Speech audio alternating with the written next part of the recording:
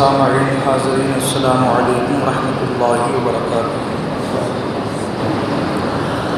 نحمده ونصلی علی رسوله الکریم، اما بعد فاعوذ باللہ من الشیطان الرجیم بفضلک بسم اللہ الرحمن الرحیم۔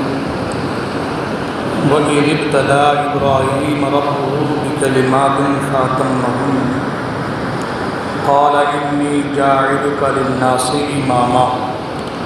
آمنت باللہ صدق اللہ مولانا العلی العظیم وصدق رسولہ النبی الامین الأمی المکین المتین المبین الرؤوف الرحیم الکریم۔ درود پاک پڑھیں، اللہم صلی علی سیدنا مولانا محمد معدن الجود والکرم وآلہ بارک وسلم، صلو علیہ صلاۃ وسلام علیک یا رسول اللہ صلی اللہ تعالی علیہ وسلم۔ کلام تاج الشریعہ کی دو تین اشعار، کچھ اشعار پیش کرنے کی سعادت حاصل کر رہا ہوں، توجہ کا طالب ہوں، توجہ کے ساتھ سماعت فرمائیں۔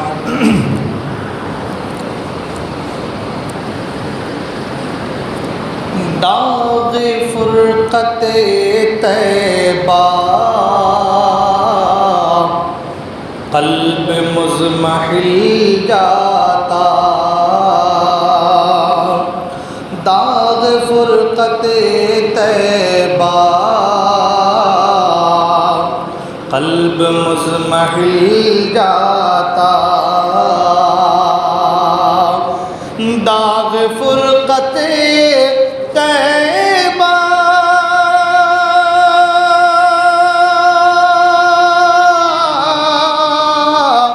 قلب مضمحل جاتا، داغ فرقت طیبہ قلب مضمحل جاتا، قلب مضمحل جاتا، کاش گنبد خضرا دیکھنے کو مل جاتا، کاش گنبد خضرا دیکھنے کو مل جاتا، اور دم میرا نکل جاتا،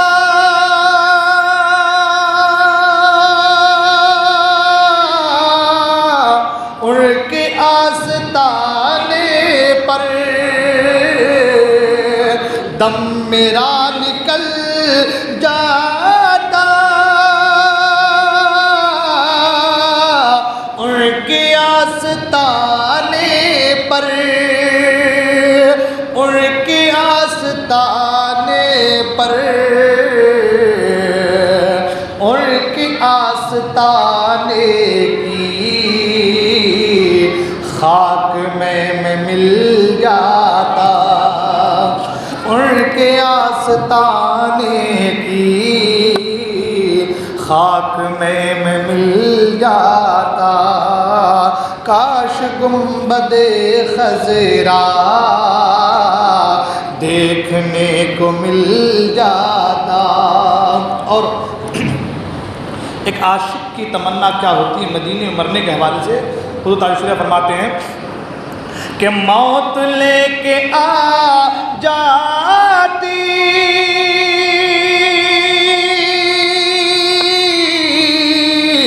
زندگی مدینے میں، موت لے کے آ جاتی زندگی مدینے میں، زندگی مدینے میں، موت سے گلے مل کر، موت سے گلے مل کر زندگی میں مل جاتا، موت سے گلے مل کر زندگی میں مل جاتا، کاش گنبد خضرا دیکھنے کو مل جاتا، اور دل پہ جب کرن پڑتی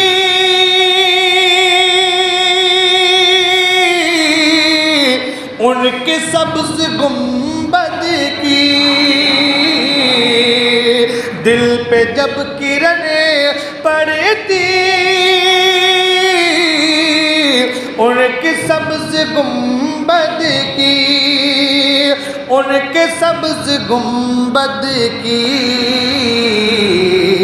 اس کی سبز رنگت سے، اس کی سبز رنگت سے باغ بن کے کھل جاتا، اس کی سبز رنگت سے باغ بن کے کھل جاتا۔ اور جو مدینہ سے واپس آئے، لوٹ کر کے آئے ہیں، دل تڑپتا ہے، زندگی بس وہ سمجھ لیں کہ درہم برہم ہے کہ کب مدینے کی حاضری نصیب ہو۔ تو اس کے تعلق سے فرماتے ہیں فرقت مدینہ نے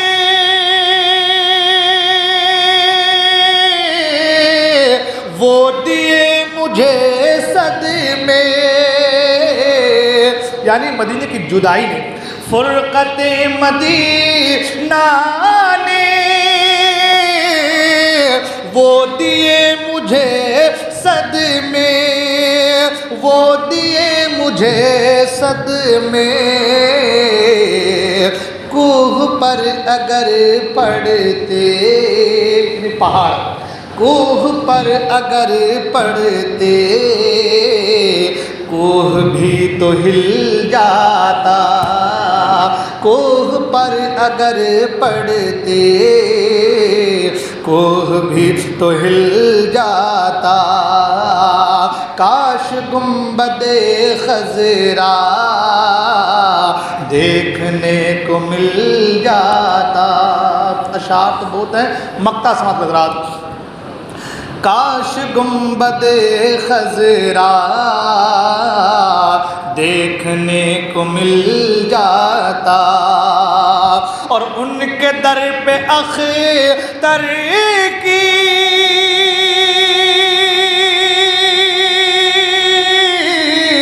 حسرتیں ہوئی پوری،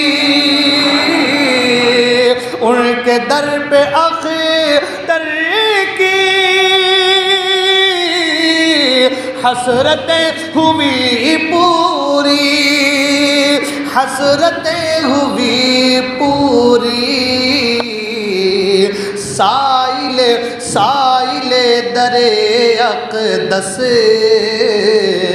کیسے منفعل جاتا، سائل در اقدس کیسے منفعل جاتا، داغ فرقت طیبہ قلب مضمحل جاتا، کاش گنبد خضرا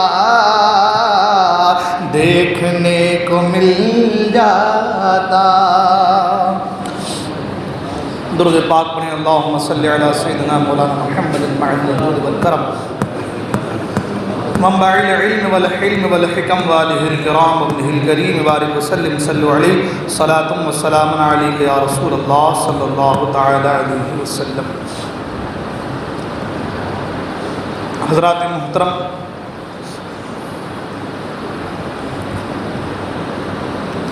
قرآن مجید کی جس آیہ مبارکہ کو میں نے سرمایہ سخن بنایا ہے، خدائے قدر جبار کی بارگاہ میں دعا ہے کہ اللہ تبارک و تعالی آیت کریمہ کے تحت مجھے حق کہنے، آپ حضرات کو حق سننے اور ہم تمام کو حق پر عمل کرنے کی توفیق عطا فرمائے۔ مسلسل 2-3 جمعہ سے حضرت سیدنا ابراہیم علی نبینا علیہ السلام کے حوالے سے گفتگو چل رہی ہے۔ حج ہو یا قربانی،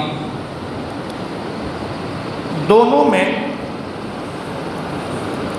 دو اللہ کے مقدس نبی یعنی حضرت سیدنا ابراہیم علیہ السلام اور حضرت سیدنا اسماعیل علیہ السلام کی زندگی، یا یوں کہہ لیں کہ آپ کی کچھ یادیں، آپ کی کچھ سنتیں دونوں میں ہی موجود ہیں۔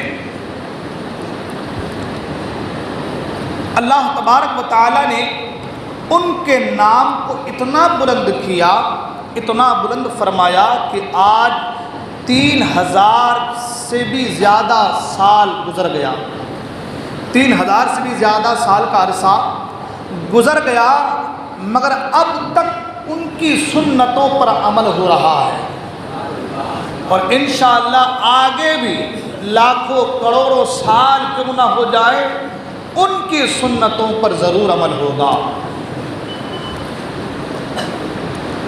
حج کے حوالے سے آدمی کتنا بڑا ہی پراپرٹی کا مالک ہو، لیکن 2 کپڑوں میں ہی آنا ہے،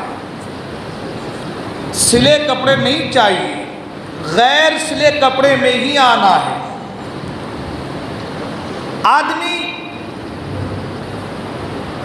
دنیا میں، حدیث میں بھی ہے، آداب میں بھی ہے کہ جھک کر چلے، عاجزی کا مظاہرہ کرے، انکساری اس کے سینے میں ہو، لیکن وہاں حکم ہے کہ جب آپ طواف کریں تو آپ کو اکڑ کے چلنا ہے، جبکہ قرآن نے کہا ان اللہ لا يحب المتکبرین، اللہ تکبر کرنے والوں کو پسند نہیں کرتا، اکڑنے والوں کو پسند نہیں کرتا، لیکن وہ ایسی جگہ ہے کہ جب آپ وہاں جائیں تو آپ کو جھک کے نہیں بلکہ اکڑ کر سینہ چوڑا کیے آپ کو چلنا ہے۔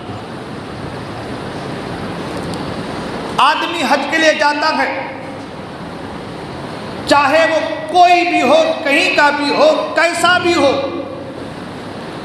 اسے وہاں جانے کے بعد وہ طریقہ اختیار کرنا ہے جو طریقہ حضرت ابراہیم و اسماعیل نے اختیار کیا ہے، تب جا کر کے اس کا حج مکمل ہوگا۔ سوچنے والی بات یہ ہے کہ آخر اللہ تعالیٰ نے ان کو جو انعامات سے نوازا، اتنا بڑا مقام مرتبہ جو عطا فرمایا، کس بنا پر؟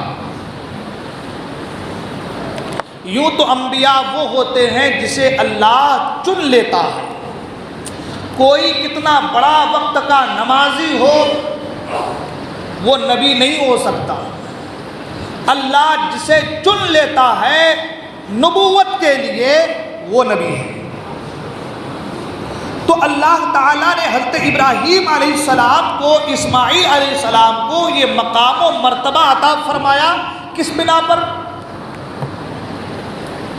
آئیے میں نے قرآن مجید کی اس آیت مبارکہ کو تلاوت کرنے کا شرف حاصل کیا ہے، اسی آیت مبارکہ کے تحت ان چیزوں کو ہم سمجھنے کی کوشش کرتے ہیں۔ اللہ نے فرمایا وَإِذِ ابْتَلَىٰ إِبْرَاهِيمَ رَبُّهُ بِكَلِمَاتٍ فَأَتَمَّهُنَّ، اور جب ابراہیم کو اس کے رب نے کچھ چیزوں میں، کچھ کلمات کے ذریعے سے آزمایا، کچھ کلمات کے ذریعے سے، کچھ چیزوں کے ذریعے سے آزمایا، فَأَتَمَّهُنَّ، تو ابراہیم علیہ السلام نے وہ پوری کر کے بتایا، وہ پوری کر کے دکھایا۔ آزمانا اور آزمائش میں ڈالنا، اللہ کا بندوں سے امتحان لینا، یہ اس کی مرضی پر موقوف ہے، وہ جسے چاہے آزمائش میں ڈالے، جس سے چاہے امتحان لے۔ قرآن مجید میں اللہ فرماتا ہے خلق الموت والحیات لیبلوکم ایکم احسن عملا، کہ ہم نے موت اور زندگی کو پیدا کیا لیبلوکم ایکم احسن عملا، تاکہ ہم تمہیں آزمائیں کہ کون تمہیں اچھا عمل کرتا ہے۔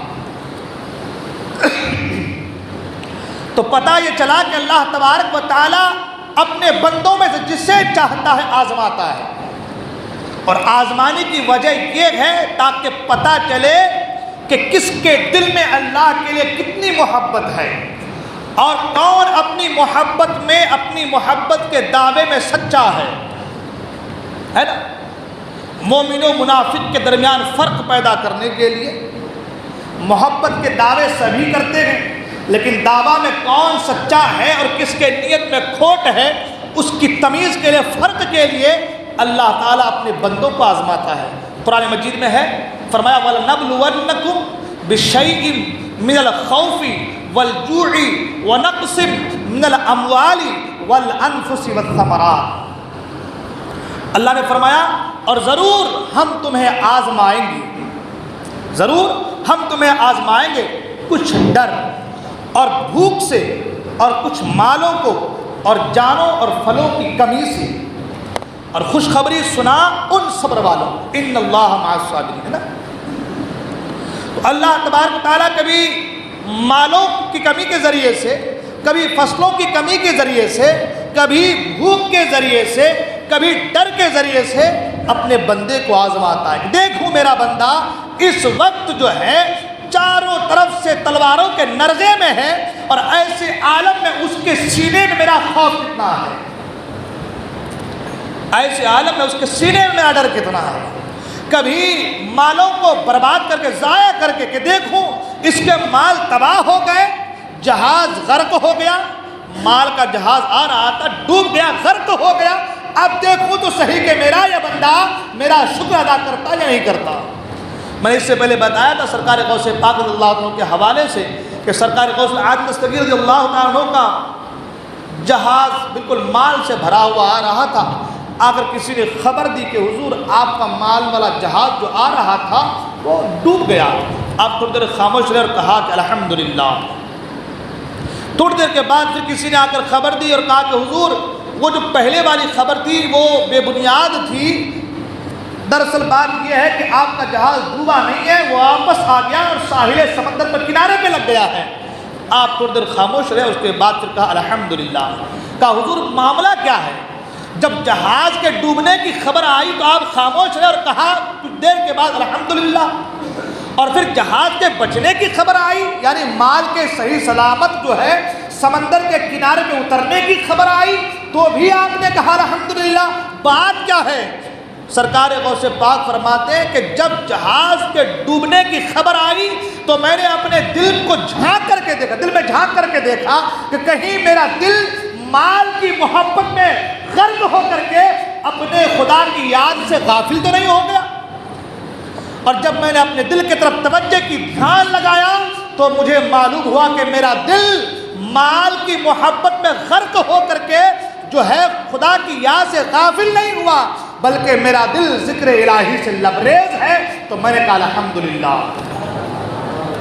اور جب دوسری بار مال کے صحیح سلامت سمندر کے کنارے پر آنے کی خبر آئی تو بھی میں نے اپنے دل میں جھانک کر دیکھا کہ کہیں مال کے بچنے کی وجہ سے میرا دل خوش ہو کر کے اللہ کے ذکر سے غافل تو نہیں ہو گیا۔ جب میں دل میں جھانک کر دیکھا تو میرا دل اللہ کی یاد سے غافل نہیں تھا، تو میں نے اللہ کا شکریہ ادا کرتے میں نے کہا الحمدللہ۔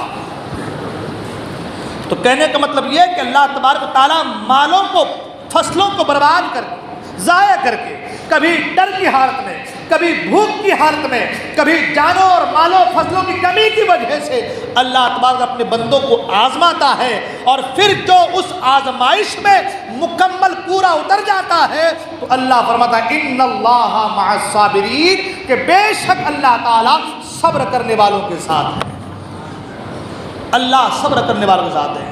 تو ابراہیم علیہ السلام کے حوالے سے اللہ نے فرمایا وَإِذِ ابْتَلَىٰ إِبْرَاهِيمَ رَبُّهُ بِكَلِمَاتٍ فَأَتَمَّهُنَّ۔ ابراہیم علیہ السلام کو اللہ نے کچھ کلمات کے ذریعے سے آزمایا۔ آپ نے آزمائشیں سنی ہے، جانوں کے حوالے سے، مالوں کے حوالے سے، اولاد کے حوالے سے، ہے نا، آپ نے آزمائشیں سنی ہے۔ آزمایا اللہ نے، تو قرآن کہتا فَأَتَمَّهُنَّ، تو اللہ تبارک و تعالیٰ جب انہیں آزمایا تو وہ پورے اترے، آزمائش میں پورے اترے، کامیاب ہو گئے۔ جب کامیاب ہو گئے تو اللہ نے کیا کہا قرآن مجید میں؟ آگے اللہ ارشاد فرماتا ہے قال انی جاعلک للناس اماما۔ جب وہ آزمائش میں پورے اترے، کامیاب ہو گئے تو اللہ نے فرمایا انی جاعلک للناس اماما، اے ابراہیم میری آزمائش پر تم پورے اترے ہو تو سنو کہ میں تمہیں پوری انسانیت کا امام بنانے والا ہوں، پوری انسان کا للناس کہا ہے، لوگوں کے رہبر و مقتدا بنانے والا ہوں، لوگوں کا پیشوا بنانے والا ہوں، لوگوں کا امام بنانے والا ہوں۔ کہیں کہا وَاتَّخِذُوا مِن مَقَامِ إِبْرَاهِيمَ مُصَلًّى، ابراہیم کی جگہ کو مصلی بنا دو، نماز کے لیے بنا دو۔ کہیں کہا ابراہیم کو پوری انسانیت کے لیے امام بنانے والا ہوں، قوم کا رہبر بنانے والا ہو، مقتدا بنانے والا ہو۔ یہ جو مقام و مرتبہ ابراہیم کو ملے ہیں کس بنا پر ملے ہیں؟ تو قرآن نے کہا آدمائش کی بنا پر ان کو یہ مقام و مرتبہ ملا ہے۔ آزمائش جو ہے وہ ظاہری اعتبار سے لوگ یہ سوچتے ہیں کہ نقصان دینے والی چیز ہے، پریشانی والی چیز ہے، مصیبت میں مبتلا ہونے والی چیز ہے، یہی ہم سمجھتے ہیں نا، یہی ہم سمجھتے ہیں۔ لیکن سنیں پہلے ایک دو حدیث پاک سن لیں، پھر انشاءاللہ آگے بڑھتے ہیں۔ آزمائش میں مبتلا ہونے کے حوالے سے آقا کریم صلی اللہ تعالی علیہ وسلم ارشاد فرماتے ہیں کہ اللہ تبارک و تعالی جس کے ساتھ بھلائی کا ارادہ فرماتا ہے تو اسے تکالیف میں مبتلا کرتا ہے۔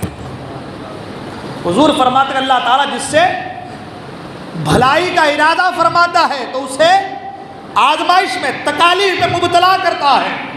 اس لیے کہ میں نے پہلے کہا اللہ دیکھتا ہے، سب کچھ جانتا ہے، مگر آزمائش میں مبتلا کر کے اللہ تبارک و تعالیٰ مومن و منافق کے درمیان فرق پیدا کر دیتا ہے۔ کس کے دل میں اللہ کے لیے کتنی محبت ہے اور کون اپنے محبت میں سچا ہے اور کون اپنے دعوے میں جھوٹا ہے، ان تمام تر چیزوں کی تمام تر چیزیں واضح ہو جاتی ہے۔ ایک حدیث پاک میں حضرت ابو سعید خدری رضی اللہ تعالیٰ عنہ اور حضرت ابو ہریرہ رضی اللہ تعالیٰ عنہما سے مروی کہ حضور اقدس صلی اللہ تعالیٰ علیہ ارشاد فرماتے ہیں کہ مسلمان کو جو تکلیف، رنج، ملال اور اذیت و غم پہنچتے ہیں، یہاں تک کہ اس کے پیر میں کوئی کانٹا بھی چبھے تو اللہ تعالیٰ اس کے سبب سے اس کے گناہوں کو معاف فرماتا ہے۔ آپ کے پاؤں میں کانٹا چبھے یہ بھی آپ کے گناہوں کا کفارہ بن جائے۔ اللہ آپ کے پاؤں میں کانٹا چبھے یہ بھی آپ کے گناہوں کا کفارہ بن جائے، آپ کے ثواب میں اضافہ ہو جائے۔ اب بتائیے چھوٹی چھوٹی باتوں میں جب یہ عالم ہے تو ابراہیم علیہ السلام کو ایسے آزمائشوں میں مبتلا کیا گیا ہے کہ جب ان کے تعلق سے ہم سنتے ہیں تو دل ہمارا تھرانے لگتا ہے، کانپنے لگتا ہے۔ کہیں اپنے مال کے حوالے سے، کہیں اپنی اولاد کے حوالے سے اور کہیں اپنے جان کے حوالے سے اللہ نے انہیں آزمایا۔ اللہ اکبر۔ ایک حدیث پاک میں اللہ کے رسول صلی اللہ علیہ وسلم نے ارشاد فرمایا کہ مسلمان مرد و عورت کے جان و مال و اولاد میں ہمیشہ مصیبت رہتی ہے، یہاں تک کہ وہ اللہ تعالیٰ سے اس حال میں ملتا ہے کہ اس پر کچھ گناہ نہیں ہوتا۔ یعنی بندہ یہاں تکالیف برداشت کرتا ہے، کبھی مال کے حوالے سے، کبھی جان کے حوالے سے، کبھی اولاد کے حوالے سے۔ اولاد کو تکلیف ہو رہی ہے، بیماری میں مبتلا ہے، جیب میں پیسے نہیں، پریشانی کا عالم ہے، ادھر ادھر بھٹکتا پھر رہا ہے، باپ ہے، باپ کے سینے میں محبت ہے، اولاد کے حوالے سے ادھر سے ادھر تڑپتا رہتا ہے۔ یہ اس کا تڑپنا اللہ تبارک و تعالیٰ کی بارگاہ میں اس کے گناہوں کو کم کر دیتا ہے۔ آقا فرماتے ہیں یہاں تک کہ اس کے اوپر کوئی گناہ نہیں ہوتا۔ اور ایک حدیث پاک میں حضرت جابر رضی اللہ تعالیٰ عنہ سے روایت ہے، حضور پر نور صلی اللہ تعالیٰ علیہ وسلم نے ارشاد فرمایا قیامت کے دن جب مصیبت زدہ لوگ آئیں گے، پریشانی میں مبتلا لوگ آئیں گے اور ان کے نام اعمال میں ثواب لکھا جائے گا، ثواب دیا جائے گا، تو جو لوگ آرام و سکون سے یہاں پر زندگی گزار رہے ہیں وہ تمنا کریں گے کہ کاش ان کی کھالیں دنیا میں قینچیوں سے کاٹ دی گئی ہوتی۔ اللہ اکبر۔ یعنی دنیا میں ان کی کھالیں قینچیوں سے کاٹ دی گئی ہوتی، انہیں تکلیف ہوتی، اگر دنیا میں تکلیف برداشت کر لیتے تو قیامت میں وہ سکون سے رہتے ہیں، ان کے نام اعمال میں نیکیاں ہی نیکیاں ہوتی۔ یہ مسلمانوں کے حوالے سے، یہ بندہ مومن کے حوالے سے ہے، یہ رسول کی امت کے حوالے سے ہے۔ یہ چھوٹی چھوٹی چیزیں مصیبتیں ہیں، مگر اس کا اجر اتنا ہے کہ بندہ یہاں مصیبتیں برداشت کرتا ہے اور اخروی زندگی ان کی بہتر سے بہتر ہوتی نظر آتی ہے۔ اب ابراہیم علیہ السلام کی زندگی کا مطالعہ کریں۔ قرآن نے کہا کہ ہم نے ابراہیم کو آزمایا، جیسا کہ میں نے کہا کہ جب آزمائش میں انسان مبتلا ہوتا ہے، بظاہر انہیں تکلیف ہوتی ہے، مصیبت میں آدمی آ جاتا ہے، پریشان ہو جاتا ہے، لیکن ان پریشانیوں کی وجہ سے اللہ تعالیٰ انہیں بلند مقام عطا فرماتا ہے۔ اور آزمائش جو ہے نا، آزمائش جو ہے یہ قربانی کا سمجھ لیں کہ دوسرا نام ہے۔ ہم جو قربانی کرتے ہیں نا، یہ بھی ایک طرح کی آزمائش ہے۔ آزمائش جو ہے یہ قربانی کا دوسرا نام سمجھ لیں آپ۔ اللہ اکبر۔ قربانی ہم کرتے ہیں، جانور کو اللہ کی رضا کے لیے قربان کرتے ہیں، قربانی دیتے ہیں، لیکن ساتھ ہی ساتھ ہمارا اور آپ کا خیال یہ رہتا ہے، تصور یہ رہتا ہے کہ آج ہم جانور کو قربان کر رہے ہیں، وقت پڑے تو جان کا نذرانہ بھی دین اسلام کے لیے دیں گے، ہے نا۔ اب سنیں، آزمائش اور قربانی، جیسا کہ میں نے کہا کہ قربانی کا دوسرا نام آزمائش ہے، اور اسلام قربانی چاہتا ہے، اسلام آزمائش چاہتا ہے، آزمائش میں مبتلا کرتا ہے۔ جیسا کہ میں نے قرآن مجید کی آیت پڑھی، وَلَنَبْلُوَنَّكُمْ بِشَيْءٍ مِّنَ الْخَوْفِ وَالْجُوعِ وَنَقْصٍ مِّنَ الْأَمْوَالِ وَالْأَنفُسِ وَالثَّمَرَاتِ۔ تو آزمائش میں مبتلا کرنا اور قربانی کرنا، یہ دونوں چیزیں سمجھ لیں کہ ایک دائیں ایک بائیں ہیں، ایک دوسرا پہلو اس کا آزمائش ہے۔ اب آزمائش میں مبتلا ہونے سے مراد کیا ہے اور قربانی کرنے سے مراد کیا ہے؟ آزمائش میں جب انسان کامیاب ہو جاتا ہے تو قرآن نے ابراہیم علیہ السلام کے حوالے سے کہا، قال انی جاعلک للناس اماما، کہ ہم انہیں پوری قوم انسانیت کا امام بنائیں گے، ہے نا۔ اور یہ جو مقام ملا، مرتبہ ملا، کس وجہ سے ملا؟ قربانی دی۔ کس وجہ سے ملا؟ آزمائش میں مبتلا ہوئے، قربانیاں پیش کی، تب جا کر کے یہ مقام ملا۔ اب جو قربانی دینی ہے وہ قربانی کیسی؟ اب جو قربانی پیش کرنی ہے وہ قربانی کیسی؟ تو آپ سنیں کہ سب سے پہلے نمبر پر جو قربانی آتی ہے وہ آتی ہے اپنے نفس کی قربانی، یعنی کہ اپنی عزت، جاہ و جلال، حشمت، اپنی انا کی قربانی، ہے نا۔ سب سے پہلے کس چیز کی قربانی ہے؟ اپنی انا کی قربانی، اس لیے کہ انا جب تک دل سے نکلے گا نہیں، دل پاک نہیں ہوگا۔ انا جب تک، بعض لوگ فرماتے ہیں، کہتے ہیں کہ انا دل کے اندر ایک بیٹھے ہوئے بت کی طرح ہے جو تمہارے سینے کو، تمہارے دل کو اندر سے بالکل خراب کرتا نظر آتا ہے۔ تو سب سے پہلے ہمیں اپنے انا کو نکالنا ہے۔ یہ آزمائش ہے، یہ قربانی ہے۔ یہ کیا ہے؟ یہ آزمائش ہے، قربانی ہے۔ یہ کیسے؟ آج ہر انسان، ہر کوئی اپنی عزت اور شہرت کے پیچھے لگا ہوا ہے، ہر کوئی، ہے نا۔ عزت ملے، شہرت ملے، مقام مرتبہ ملے، جاہ و جلال ملے، میرا کسی کے سامنے بے عزتی کے ساتھ نام نہ لیا جائے، ہاں، مجھے کسی کے سامنے ذلیل نہ کیا جائے۔ ہر انسان عزت کے پیچھے لگا ہوا ہے، اور قرآن کہتا وَلِلَّهِ الْعِزَّةُ وَلِرَسُولِهِ وَلِلْمُؤْمِنِينَ۔ اور ایک جگہ فرمایا وَتُعِزُّ مَن تَشَاءُ وَتُذِلُّ مَن تَشَاءُ، عزت بھی اللہ کے اختیار میں ہے اور ذلت بھی اللہ کے اختیار میں ہے۔ اور فرمایا بِيَدِكَ الْخَيْرُ، تمام بھلائیاں اس کے دست قدرت میں ہے، تمام تر بھلائیاں اس کے دست قدرت میں ہے۔ وہ چاہے تو عزت سے نوازے اور وہ چاہے تو ذلت دے، مگر انسان عزت کے پیچھے پڑا ہوا ہے۔ انسان عزت کے، تو سب سے پہلے اپنی جو عزت کے پیچھے، شہرت کے پیچھے، انا کے پیچھے، تکبر کے پیچھے ہم بھاگ رہے ہیں، سب سے پہلے ہمیں اس انا کی قربانی دینی ہے، اس عزت کی قربانی دینی ہے۔ سب سے پہلے ہمیں اپنے آپ کو اپنے نفس کہ جو ہم تابع ہو چکے ہیں اس نفس امارہ سے نکال کر کے ہم کو اور اپنے آپ کو جو ہے صراط مستقیم پر گامزن کرنا ہے۔ یہی وجہ ہے کہ آقا کریم صلی اللہ علیہ وسلم جب جنگ سے بہت بڑے جنگ سے جب تشریف لائے، جنگ جیت کر کے، تو آقا کریم صلی اللہ علیہ وسلم نے فرمایا رجعنا جہاد الاصغر الی الجہاد الاکبر۔ سرکار نے فرمایا ہم چھوٹے جنگ سے لوٹے اور اب چلے ہیں بڑے جنگ کی طرف۔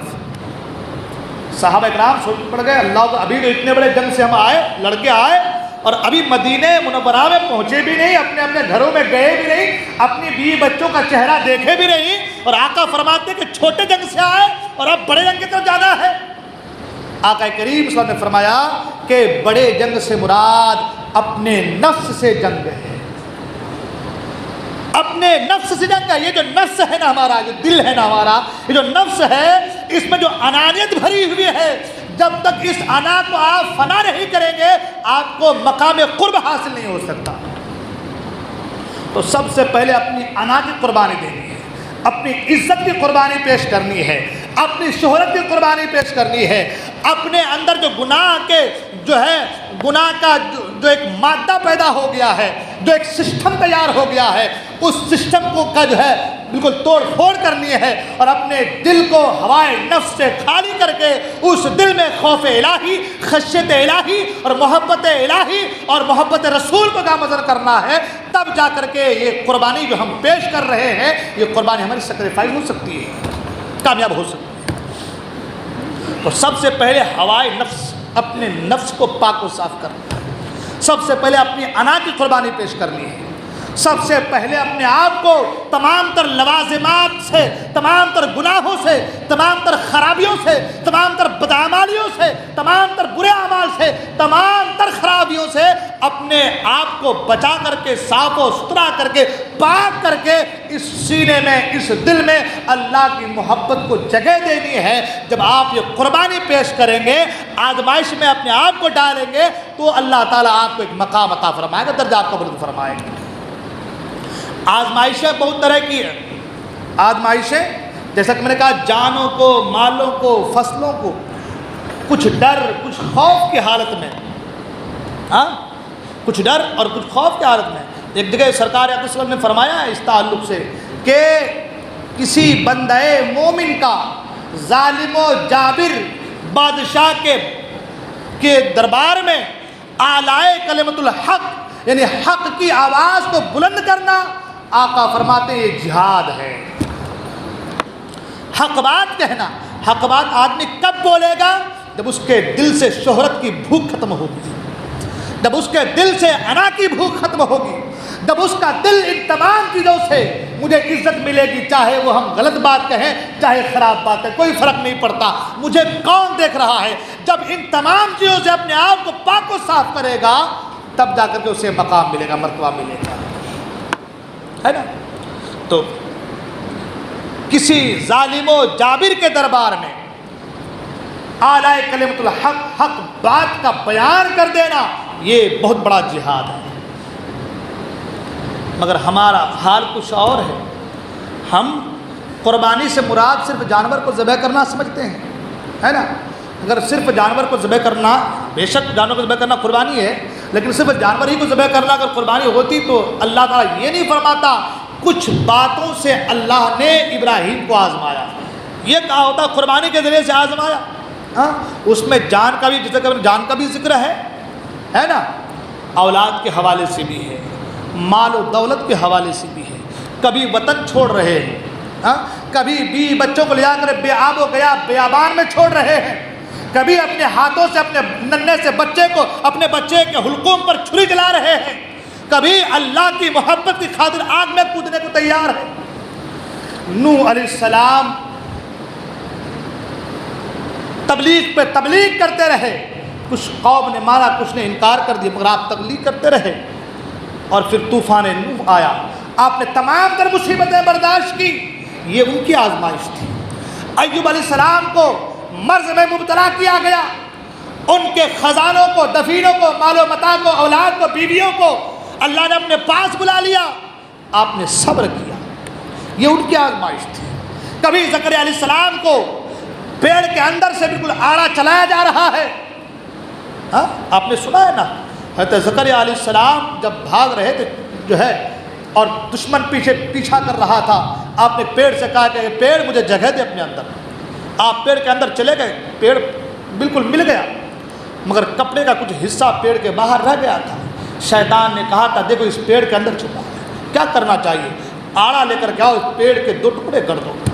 تو اس طریقے سے پیڑ کو نہیں کاٹا گیا، بالکل اوپر سے پیڑ کو کاٹا گیا، اور آڑا چلتے چلتے جب آپ کے دماغ تک پہنچا، آپ نے اوف کا جملہ اپنے منہ سے نکالنا چاہا تھا، اللہ نے کہا خبردار ہے زکریا اوف نہ کہنا۔ اللہ اکبر، آڑا چل گیا، جسم کے 2 ٹکڑے ہو گئے۔ یہ ان کی آزمائش تھی، مگر لفظ اوف تک زبان سے نہ نکالا۔ حضرت عیسیٰ علیہ السلام کو ستایا گیا، تکلیفیں دی گئی، آپ کو اللہ نے آسمان میں اٹھا لے، یہ ان کی آزمائش تھی۔ سرکار اقدس صلی اللہ علیہ وسلم کبھی طائف کے میدان میں پتھر مارے کے برسائے گئے، کبھی اوجھڑی کو اونٹ کی آپ کے مقدس جو ہے کاندھے پر ڈالا گیا، کبھی آپ کے حلقوم میں چادر ڈال کر کے جوہر کھینچا گیا ہے۔ یہ ان کی آزمائش تھی، مگر سب کا عالم یہ تھا کہ اللہ کی رضا پر راضی رہے۔ سیدنا امام حسین رضی اللہ تعالیٰ کربلا کے میدان میں وہ شہزادے کہ جنہیں سرکار چوما کرتے تھے، جن کی زبان کو چوسا کرتے تھے، اور اللہ جن سے محبت کرے اور جن کے تعلق سے آقا نے فرمایا کہ اے مولا میں ان سے محبت کرتا تو بھی ان سے محبت کر، اور جو ان سے محبت کرے تو ان سے بھی محبت فرما۔ اس نواسے کو کربلا کے تپتے صحرا میں نیزوں کی بارش کی گئی ہے، تیروں کی بارش کی گئی ہے، تلواروں سے چھلنی کی گئی ہے، مگر آپ نے اف تک نہیں کہا مولا جس میں تو راضی ہے تیرا حسین بھی راضی ہے۔ یہ ان کی آزمائش تھی۔ کبھی حضرت امام اعظم ابو حنیفہ کو جیل میں ڈال کر کے زہر پلایا گیا ہے، یہ ان کی آزمائش تھی۔ کبھی امام مالک کے اوپر کوڑے برسائے گئے ہیں، یہ ان کی آزمائش تھی۔ آزمانا اللہ کا کام ہے، اور اس آزمائش پر پورا ہو جانا یہ اللہ کے نیک بندوں کا کام ہے۔ تو اگر اللہ تبارک و تعالیٰ آپ کو کسی مصیبت میں ڈال دے، آپ کسی مصیبت میں مبتلا ہو جائے، آزمائش کی گھڑی ہو، تو یہ نہ سوچے کہ میں پریشان حال ہوں، اللہ کا شکر ادا کرے، اس لیے کہ آقا نے فرمایا اللہ جس سے بھلائی کا ارادہ فرماتا ہے اسے تکالیف میں مبتلا کر دیتا ہے۔ اللہ تبارک و تعالیٰ آپ سے بھلائی کا ارادہ فرماتا ہے، اس لیے آپ تکلیف میں مبتلا ہیں۔ اور اللہ جس سے بھلائی کا ارادہ فرمائے، اللہ جس سے بھلائی کا ارادہ کرے، اسے دنیا کی کوئی طاقت ستا نہیں سکتی، اسے دنیا کی کوئی طاقت مغلوب نہیں کر سکتی۔ اگر آج قوم مسلم کے اندر زوال پیدا ہے، قوم مسلم زوال پذیر ہے، تو نہ گھبراؤ، نہ گھبراؤ، ڈرنے کی ضرورت نہیں ہے۔ اگر تم تکالیف میں مبتلا ہو، یہ بھی اللہ کی طرف سے ایک آزمائش ہو سکتی ہے۔ قرآن نے کہا، اللہ نے فرمایا وَلَا تَهِنُوا وَلَا تَحْزَنُوا وَأَنْتُمُ الْأَعْلَوْنَ إِن كُنتُم مُؤْمِنِينَ، تم ہی کامیاب رہو گے، تم ہی سر بلند رہو گے اگر تم پکے مومن بن جاؤ۔ تو اپنے ایمان کی حفاظت کیجیے، اپنے ایمان کی محافظت کیجیے، اور اللہ کی رضا پہ راضی رہیے۔ انشاءاللہ یہ دن جو آج چل رہے ہمارے گزر جائیں گے، پھر ایک ایسا ماحول، ایک ایسا انقلاب آئے گا، پوری دنیا دیکھے گی کہ کس طریقے سے پوری دنیا میں اسلامی حکومت اور اسلامی جھنڈا لہرا رہا ہوگا۔ اس لیے اللہ کی مرضی پر، اللہ کی رضا پر راضی رہیے۔ آزمائشوں میں ڈریے نہیں، آزمائشوں میں گھبرائیے نہیں۔ آپ خوش نصیب ہیں کہ اللہ آپ سے بھلائی کا ارادہ فرماتا ہے، اس لیے آپ کو تکالیف میں مبتلا کیا ہے، اور تکالیف میں مبتلا ہونے سے گناہ جھڑتے ہیں، ختم ہوتے ہیں۔ لہٰذا اگر تکالیف آئی ہے تو صبر کیجیے، اللہ کا شکر ادا کیجیے، اللہ کی حمد و تعریف بیان کیجیے۔ جنہوں نے ایسا کیا ہے وہ کامیاب ہوئے ہیں۔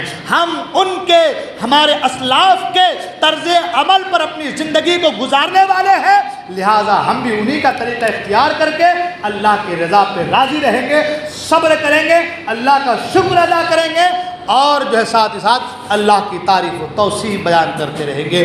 اللہ تبارک و تعالیٰ کی بارگاہ میں دعا ہے، اللہ تبارک و تعالیٰ ہم تمام کو کہنے سننے سے زیادہ عمل کرنے کی توفیق عطا فرمائے۔ بولنے میں کوئی غلطی ہو گئی ہو میں توبہ کرتا ہوں، استغفر اللہ ربی من کل ذنب واتوب الیہ، لا الہ الا اللہ محمد صلی اللہ علیہ وسلم۔ السلام علیکم ورحمۃ اللہ وبرکاتہ۔ حضرات محترم،